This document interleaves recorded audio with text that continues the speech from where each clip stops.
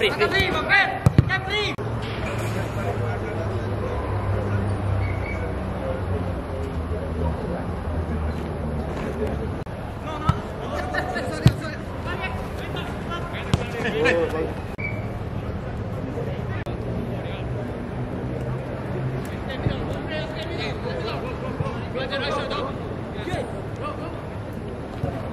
Okay, wait.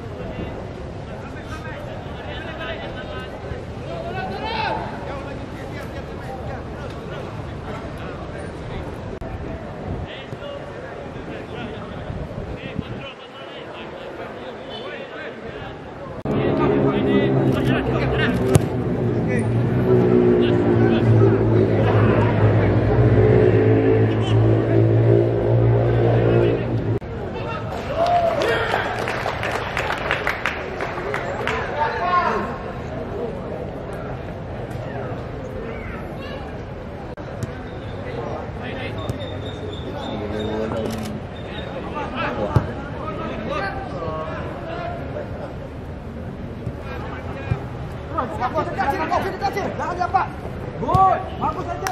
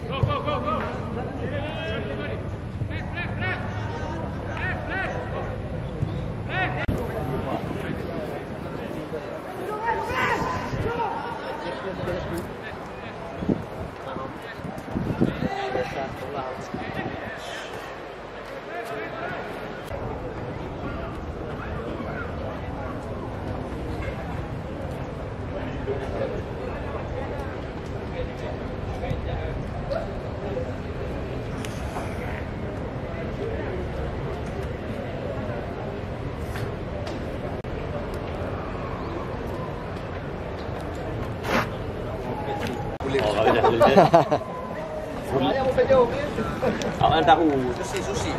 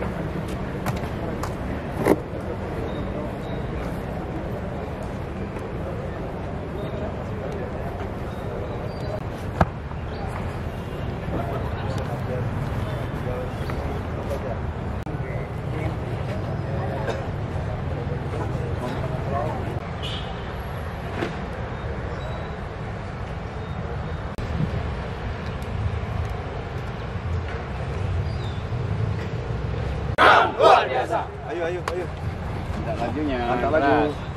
Pensiun aja. Lantak laju. Lantak laju.